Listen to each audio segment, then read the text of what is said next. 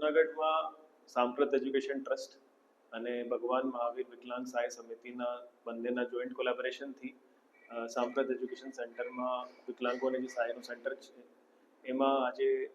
3 દિવસથી વિકલાંગોની સહાયતા માટે નિઃશુલ્ક સાધન સહાયનો કેમ્પ ચાલે છે અને આજે મેં એની મુલાકાત કરી અને બહુ સરસ કામ સાંપ્રત ટ્રસ્ટ કરી રહ્યું છે. પહેલાં તો એની પાસે 87 બાળકો છે જે બિલકુલ સેરેબ્રલ પાલ્સીથી પીડિત હોય, ઘણા એવા છે જે બોલી નહીં શકે, ચાલી નહીં શકે, બેસી પણ નહીં શકે, અને આ બધાની સેવા કરવાનું કામ જે સાંપ્રત ટ્રસ્ટ કરે છે એ બિલકુલ આવકારવા લાયક છે અને એવા કામ કરવાનું પણ બહુ અઘરું છે અને જેની હિંમતથી અને ઇરાદાથી કામ કરે છે એને હું ખૂબ ખૂબ અભિનંદન આપું છું. સાથે જ ભગવાન મહાવીર ટ્રસ્ટ તો બધાને એની જાણ હોય જ છે કે દેશના ઘણા બધા જગ્યાઓ એના કામ ચાલતા હોય અને વિકલાંગો માટે જેટલું સરસ કામ આ સંસ્થા કરી રહી છે એને વિશ્વ પટેલ પણ બધા ઓળખાય છે. અને આ બંનેના સહયોગથી આજે જે 3 દિવસથી અહીંયા કેમ્પ ચાલ્યું છે એના ઘણા લાભાર્થીઓને ફૂટના કે બીજા સાધનના સહાયની કામગીરી અહીંયા થઈ રહી છે.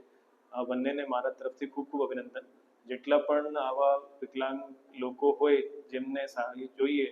અને નેક્સ્ટ ટાઈમ પણ ફરીથી કેમ્પ થશે ત્યારે પણ એમાં જોડાવા બધાને અપીલ કરું છું. આપના આજુબાજુમાં પણ એવા કોઈ લોકો હોય જેને સહાયની જરૂર હોય અને એને સૂચના નહીં મળી હોય એના કારણે એનો લાભ નહીં લઈ શક્યા હોય, નેક્સ્ટ ટાઈમ જ્યારે પણ થાય આ બધાને અપીલ છે કે એવા લોકોને અહીંયા પહોંચાડો. બહુ સરસ કામગીરી બંને ટ્રસ્ટ કરી રહ્યા છે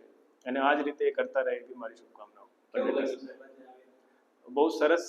લાગ્યું મને અને પહેલી વાર મેં જોયું કે જ્યારે મને પહેલાં ખબર પણ નહીં હતી કે આ પ્રકારના બાળકો માટે સેન્ટર્સ છે. આમ તો દરેક ડિસ્ટ્રિક્ટમાં children home for girls, boys અને અનાથ બાળકો માટે પણ સેન્ટર્સ હોય જ છે, પણ જે પ્રકારના બાળકો સેરેબ્રલ પાલ્સીથી પીડિત હોય આ બાળકોનું કન્ડિશન બિલકુલ જુદા હોય છે અને આમાંથી અમુક બાળકો બિલકુલ ચાલી નહીં શકતા, બોલી નહીં શકતા, જાતે જમી નહીં શકતા, એને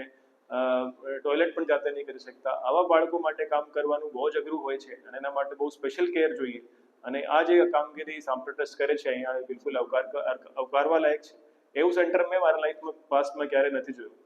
અને આના કારણે મને પણ ખબર પડી કે એવા પણ બીજા સેન્ટર્સ ચાલે છે અને જે લોકો પણ એવા કામ કરે છે એ બહુ જ બિરદાવવા લાયક છે અને આ જ રીતે એ લોકો કામ કરતા રહે. અને બધા અનાથ બાળકો છે આમને પાસેથી કોઈ પણ પૈસા લીધા વગર બધા દાતાઓના સહયોગથી કરે છે અને જે દાતાઓ આવા ટ્રસ્ટોને સહયોગ કરે છે એમને પણ હું ખૂબ ખૂબ અભિનંદન આપું.